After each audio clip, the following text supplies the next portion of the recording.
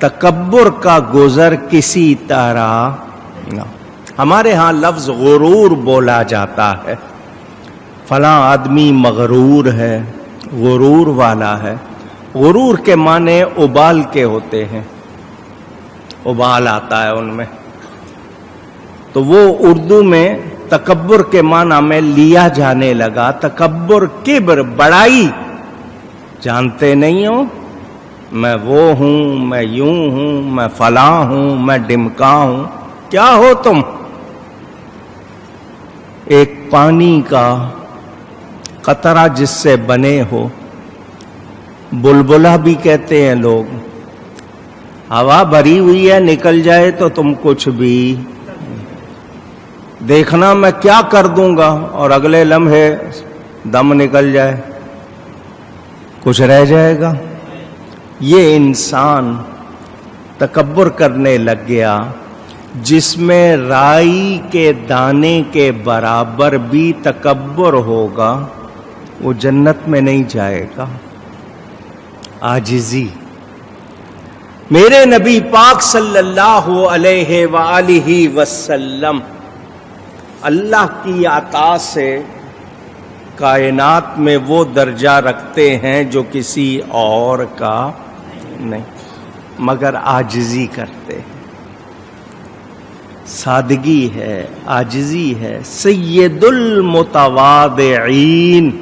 تواضع میں، انکساری میں بھی ان کا کوئی مثیل اور نظیر ان جیسا کوئی نہیں ہے. ہم اپنے آپ کو دیکھیں تو ہمیں حاجت ہوتی ہے واش روم جانے کی. ہوا بن جائے کیا حال ہوتا ہے، پانی نہ ملے، پانی نہ نکلے کیا حال ہوتا ہے. کیا ہم میں کوئی تکبر ہونا چاہیے؟ نہیں. اور آپ کے ہاں کہاوت ہے غرور کا سر نیچے. کہتے ہیں آدمی ذرا سا غرور کرے اس کو فوراً ٹھوکر لگتی ہے کہ اے بندے تکبر تیری شان نہیں. یہ کبریائی اللہ کی شان ہے، یہ اس کا وصف ہے، یہ بندوں کا وصف نہیں. اب یہاں ایک بات تاکہ آپ کو مسئلہ معلوم ہو جائے. کوئی شخص تکبر کا عادی ہو جائے، بعض لوگوں کے مزاج میں ہوتا ہے پھنے خاں تیس مار خاں بنے رہتے ہیں. تو التکبر مع المتکبر صدقۃ. تکبر کرنے والے کے ساتھ تکبر سے پیش آنا بھی نیکی ہے، اس کے علاج کے لیے، اپنے اس کے اظہار کے لیے نہیں، اس کے علاج کے لیے کہ تو اگر یہ بنتا ہے تو اس کو جواب ویسا دینا وقتی طور پر، یہ بھی نیکی ہے تاکہ اس کو احساس ہو کہ وہ کیا غلطی کر رہا ہے. ہم لوگ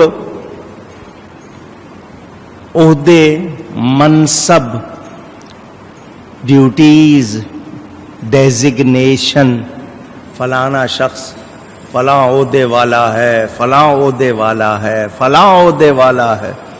ہمارے یہاں جس طرح کوئی صدر ہے، کوئی گورنر ہے، کوئی وزیر ہے، کوئی سیکریٹری ہے، کوئی سپرنٹینڈنٹ ہے، کوئی کیا ہے، یہ ہمارے یہاں مناصب ہیں، ڈیوٹیز ہیں. تو سید القوم خادمہم، قوم کا سردار ان کا خادم ہوتا ہے، خدمت کرنی ہوتی ہے، یہ نوکر شاہی نہیں. ہمارے ہاں غیروں سے یہ باتیں آ گئیں کہ اپنے پاس کسی کو بیٹھنے نہیں دینا، اپنے آپ کو الگ رکھنا، کرسی، اور اس کرسی پہ بیٹھ کر اپنا مزاج بدلنا، یہ ہمارے ہاں مزاج ہو گئے. ہم سب اللہ کے بندے. مثلاً یہ کس کا گھر ہے جس میں آپ بیٹھے ہیں؟ اونچی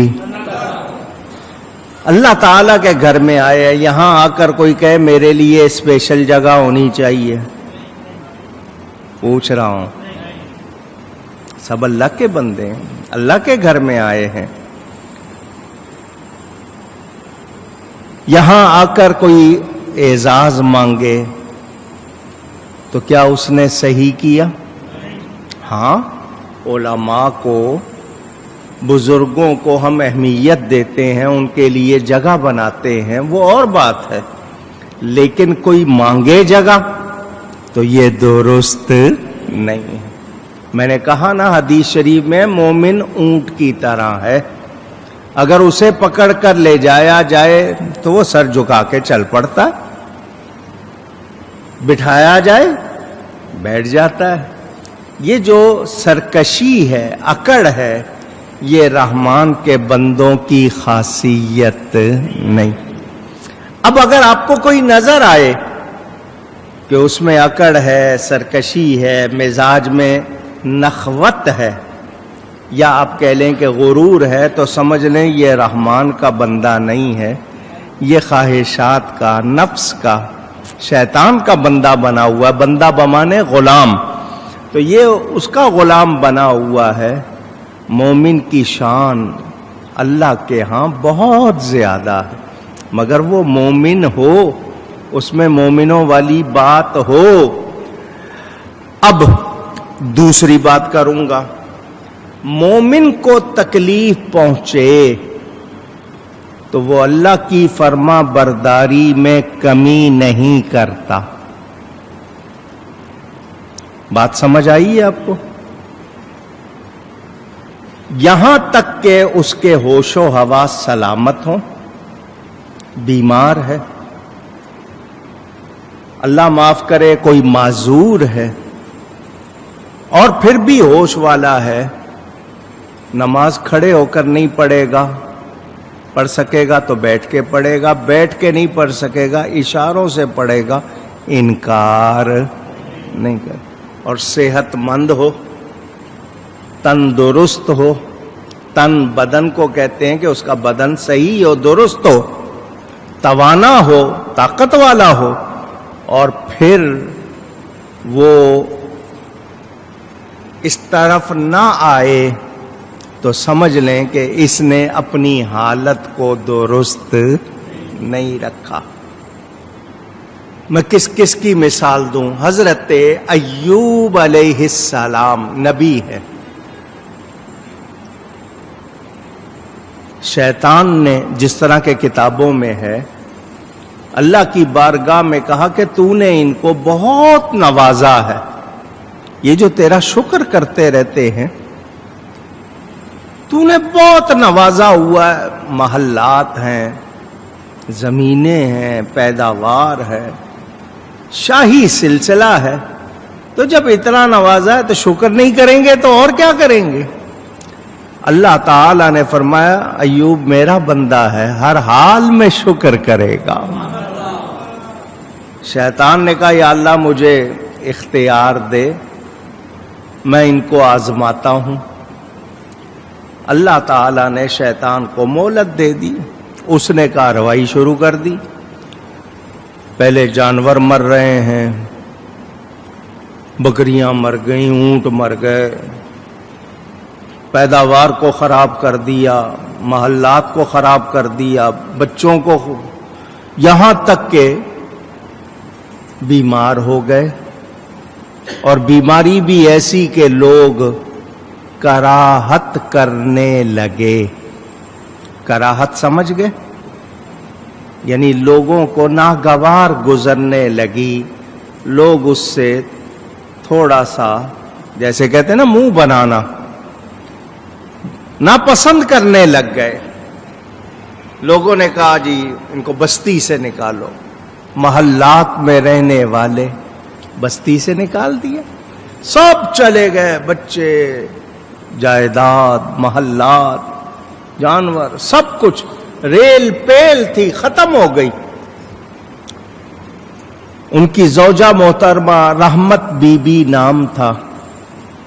لوگوں کے کام کاج کر کے تھوڑا بہت جو کھانا ملتا وہ لاتی، دونوں کھاتے. 80 سال خوشحالی میں گزارے. کتنے؟ پھر کہیے گا. اب تکلیف آ گئی. تکلیف کا تو ایک لمحہ بھی بھاری ہوتا ہے. ایک دن مائی صاحبہ کے منہ سے نکل گیا، ان کی زوجہ محترمہ کے منہ سے نکل گیا، یہ تکلیف کے دن کب کٹیں گے؟ کب کٹیں گے؟ حضرت نے فرمایا تو نے یہ کہا کیوں؟ تیرے منہ سے یہ شکایت نکلی کیوں؟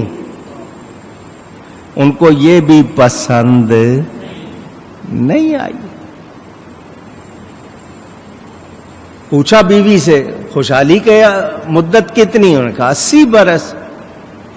ان کا تکلیف کے کتنے ہوئے؟ ان کا 8 سال. ان کا ابھی تو صرف 8 ہوئے ہیں اور تو نے ابھی سے شکایت کر دی. اس قدر ان کو تکلیف کے باوجود اللہ تعالی کا کتنا خیال ہے کہ ہم نے کسی طرح بھی اس کی بارگاہ میں شکوہ نہیں کرنا.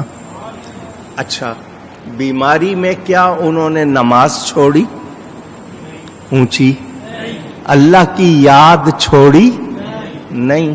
ہمارا کیا حال ہے؟ ذرا سا بخار، ذرا سی تکلیف، نزلہ، زکام، کھانسی، قومی نشاں ہمارا. ہم نے تو یہ بنا لیا نا موسم ہمارے ارد گرد جیسا ہم رکھتے. ذرا سی تکلیف ہو جائے ہم سمجھتے ہیں کہ جی ہم کو ہر چیز معاف ہو گئی ہے. حضرت یونس علیہ السلام مچھلی کے پیٹ میں ہیں، وہاں پر بھی وہ نماز چھوڑتے نہیں، اللہ کی فرما برداری چھوڑتے نہیں. یہ پہچان میں رحمان کے بندوں کی کروا رہا ہوں. ابھی آپ نے محرم میں کربلا کا ذکر سنا. کربلا والوں پر پانی بند ہوا، مصیبتوں کے پہاڑ ٹوٹے. کیا انہوں نے فرما برداری اللہ کی چھوڑ دی اونچی؟ یہ پہچانے. اسی لیے اللہ فرماتا وعباد الرحمن، رحمان کے بندے، ان میں خاصیت ہوتی ہے، خوبیاں ہوتی ہیں. سبھی اللہ کے بندے ہیں مگر جو رحمان کے بندے ہوں گے ان کو دیکھو گے ان کی چال نرم ہوگی، ان کا مزاج پیارا ہوگا. میرے دوستوں اور بزرگوں، اگر کوئی شخص دانا کہلانا چاہتا ہے، عقل مند کہلانا چاہتا ہے، تو اردو میں بھی کہاوتیں بنی ہوئی ہیں. کہتے ہیں جو شاخ جھکتی ہے اسی کو پھل لگتا ہے. جو شاخ جھکتی ہے اسی کو پھل لگتا ہے. بارش اوپر سے برستی ہے مگر نیچے آتی ہے. شبنم، نمے شب الٹا کہتے ہیں شبنم، عاجزی سے گرتی ہے، اور جب وہ نیچے گرتی ہے سورج اس کو بلندیوں پہ پہنچاتا ہے. اب آپ اپنے آپ پہ غور کریں کہ آپ کے جسم کی سب سے اونچی جگہ آپ کی پیشانی ہے، ماتھا، فور ہیڈ. آپ اس کو جھکا کر کہتے ہیں سبحان ربی الاعلی، پاک ہے میرا رب اعلی. اس وقت آپ کا ماتھا زمین پر لگا ہوتا ہے. کیا مطلب؟ مجھ جیسا پست کوئی نہیں، تجھ جیسا بلند کوئی نہیں. پھر اللہ اونچا کرتا ہے یا نہیں کرتا؟ اور اعلان ہے من تواضع للہ رفعہ اللہ، جو اللہ کے لیے عاجزی کرتا ہے اللہ اس کو بلند بھی سب سے زیادہ کرتا. ہمارے نبی پاک صلی اللہ علیہ وسلم نے عاجزی سب سے زیادہ کی, اللہ نے بلند بھی سب سے زیادہ کیا. وہ وہاں تک گئے جہاں بلندیوں کا سلسلہ ہمارے کہنے کے مطابق ختم ہو گیا. تو اللہ تعالی کی بارگاہ میں عاجزی ہو اور تکلیف آئے تو اس میں نافرمانی